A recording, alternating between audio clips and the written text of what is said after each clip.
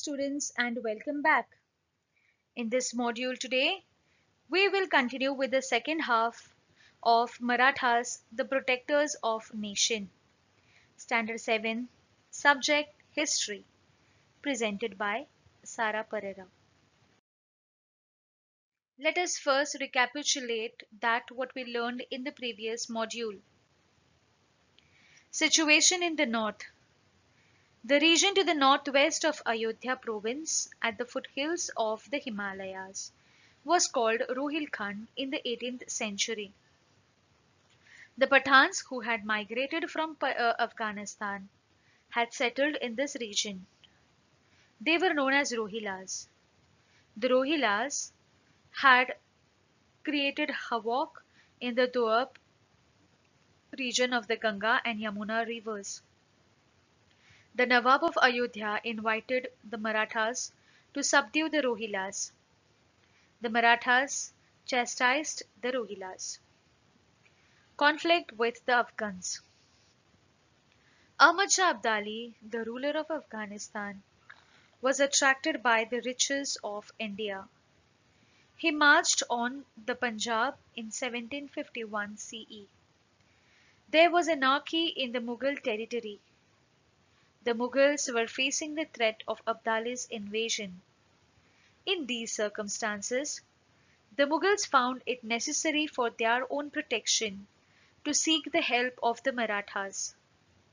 The emperor was sure of the Maratha strength and integrity. There was no other power strong enough to protect Delhi. Therefore, the emperor entered into a treaty with the Marathas in April 1752. According to this treaty, the Marathas agreed to protect the Mughal power from enemies like the Rohillas, the Jats, the Rajputs, and the Afghans. In return, the Marathas were to get cash money, the right to collect chauthai in the territories of the Punjab, Multan, Rajputana, Sindh, and Rohilkhand, and the Subedari of Ajmer and Agra provinces. The Maratha standard on Attock. Najib Khan was a Rohilla chief. He found it hard to tolerate the Maratha supremacy in the north. At the behest of Najib Khan, Abdali invaded India again. This was the fifth time he had invaded India. He captured Delhi. He returned to Afghanistan with a huge booty. Raghunath Rao and Malhar Rao Holkar marched to the north again. They captured Delhi. Then, driving out Abdali's officers, they captured the Punjab. The Marathas pursued Abdali's soldiers right up to Attock in 1758 CE. The Maratha standard was raised at Attock. Attock is in present-day Pakistan. From Attock, the Marathas pushed the campaign up to Peshawar. However, they did not make proper arrangements to look after this newly conquered territory. Dattaji's Vellore. To get a firm hold over the Punjab and to crush Najib Khan, the Peshwa sent Dattaji Shinde and Janakoji Shinde to the north. Dattaji went to the north. Keeping Dattaji engaged in negotiations, Najib Khan established contacts with Abdali. He requested Abdali to come to his help. On receiving the message from Najib Khan, Abdali invaded India again. Dattaji and Abdali confronted each other at Buradi Ghat on the banks of Yamuna. A fierce fight ensued. Dattaji showed tremendous valor. He met with a heroic death in this battle. Sadashivrao Bhau. Nana Sahib sent his cousin Sadashivrao Bhau and eldest son Vishwas Rao to the north to crush Abdali. Sadashivrao Bhau was Chimaji Appa's son. He had with him a huge army, and a powerful artillery. Ibrahim Khan Ghazi was the chief of the artillery. He had defeated the Nizam in the Battle of Udgir in 1760 CE on the strength of this artillery. The Battle of Panipat. In his campaign of the north, Sadashivrao Bhau captured Delhi. The armies of the Marathas and Abdali confronted each other at Panipat. On 14th January 1761, the Marathas opened the battle by attacking Abdali's army. This was the third battle of Panipat. Vishwasrao fell a victim to an enemy bullet in the battle. When Sadashivrao Bhau learnt this, he fiercely attacked the enemy in a frenzy. He disappeared in the battle fray. Seeing that their leader had disappeared, the Maratha soldiers lost courage. At that very moment, the reserve contingents of Abdali launched an attack on the Marathas with a fresh vigor. The Marathas were defeated. A whole generation of young men in Maharashtra was killed. Many brave Sardars fell on the battlefield. The Marathas believed that an outsider like Abdali had no moral right to rule here. The Marathas fought at Panipat with the broad perspective that India is for Indians. Approximately 1,50,000 people were killed in the Battle of Panipat. Sadashivrao Bhau had explained the broad, all-inclusive viewpoint of the Marathas in his correspondence with the rulers in the north, saying that they were all native to the land and Abdali was an enemy from a foreign country. But the rulers in the north did not respond favorably to him and took a neutral attitude. Naturally, the Marathas had to shoulder the responsibility of protecting India. We can say that the Marathas were the first in our history to realize that India was one country and it was necessary for all to lend support to the king irrespective of his religion. Why it is said so? Because the North Nawabs or the rulers of the North, they believed that Marathas were of different religion. They were Hindus, and if we support them, if we let them take away or capture the territories, then the whole nation will be a Hindu nation. So they brought religion in between, whereas Marathas, they had one perspective, they had one objective, and that was freedom, that was sovereignty. So even when they were fighting on the battlegrounds, they were fighting this severe battle of Panipat, the Nawabs or the rulers of the north did not come to help the Marathas. In fact, they were supporting Najib Khan, who was an outsider. They were also supporting Abdali, who was an enemy from a foreign country.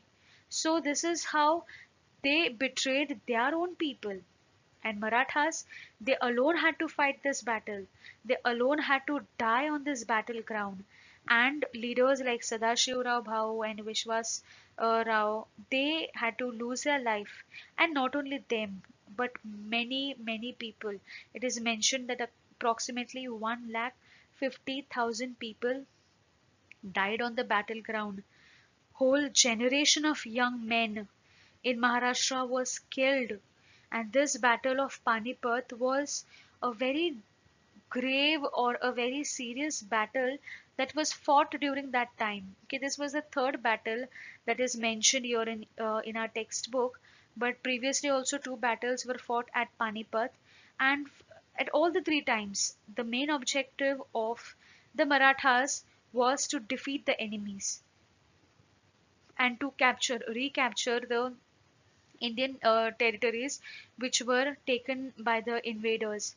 So they were actually fighting for the nation, but nobody helped them, and this is why so many young Maratha people or fighters, they had to lose their life.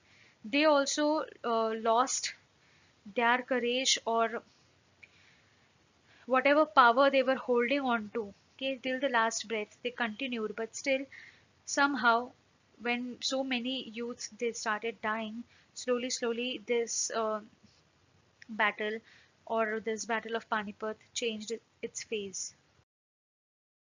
Peshwa Madhav Rao. After the death of Peshwa Nana Sahib, his son Madhav Rao succeeded him to the office of the Peshwa. Madhav Rao kept the Nizam and Hyder Ali at bay. He established the supremacy of the Marathas in the north again. After the defeat of the Marathas at Panipat, the Nizam once again resumed his anti-Maratha activities. He invaded the Maratha territory. Madhav Rao defeated the Nizam at Rakshas Bhuvan near Paitan. Hyder Ali was the Sultan of Mysore. Taking advantage of the Maratha defeat at Panipat, Hyder Ali attacked their territory in Karnataka. The Marathas defeated Hyder in a battle at Moti Talab near Srirangapattan.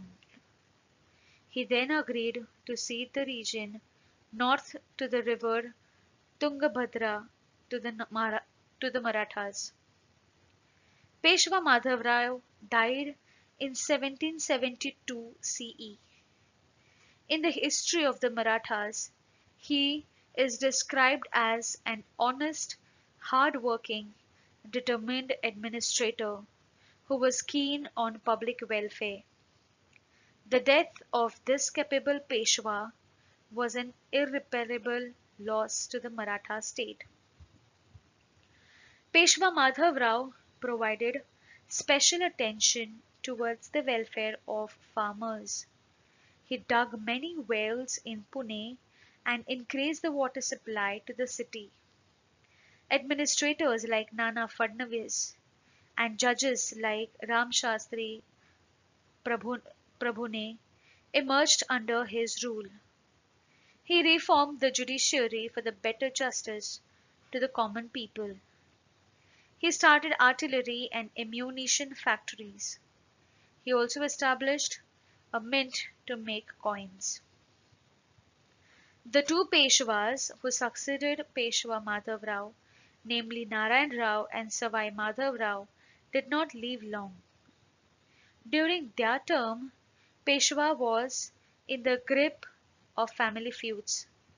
Raghunath Rao, who had once raised the Maratha standard at Attock, sought shelter with the British to satisfy his greed for power. This led to a war between the Marathas and the British. Hyder Ali died in 1782 CE. After him, his son Tipu became the Sultan of Mysore. He was a skilled warrior, a scholar, and a poet. He used his competence to increase the might of his kingdom. He established contact with French and shook the foundation of British supremacy. He died in 1799 CE in a battle against the British. So here we see that somewhere after the Battle of Panipat, though Peshwa Madhav Rao, he tried to re-establish the Maratha supremacy, but the Nizam, they also had realized that Marathas have become weak now. So it will be very easy to easily defeat them. And so the fight, it always went on. Hyder Ali attacked the Maratha territories, and Maratha was always attacked from all the sides. But then what happened is in between, some Maratha Peshwas also they became a little greedy, and they also joined hands with the British or the Mughals, and not the Mughals but the British especially, and they invited British in the Maratha supremacy, and this is how slowly somewhere the British supremacy was founded, and we get to see that somewhere in between the Maratha power was lost. The Maratha supremacy rises once again. The Maratha prestige in the north had suffered a severe setback because of the debacle at Panipat. Madhav Rao dispatched Mahatji Shinde, Tukoji Holkar, Ramchandra Kanade, and Visaji Pant Biniwale to re-establish the Maratha rule in the north. The Maratha army defeated the Jats, the Rohilas, and the Rajputs. The Marathas restored the Emperor Shah Alam to the throne of Delhi under their own protection. The Maratha power was revived in the north. The Marathas suffered a heavy loss in the Battle of Panipat. Abdali's army also suffered losses. He did not benefit financially in the battle. In fact, Abdali or his descendants did not muster enough courage to invade India again. They realized that only the Marathas had the strength and capacity to control the anarchy in the north. They expressed their wish that the Marathas should protect the empire. They sent a messenger to Pune to establish cordial relations.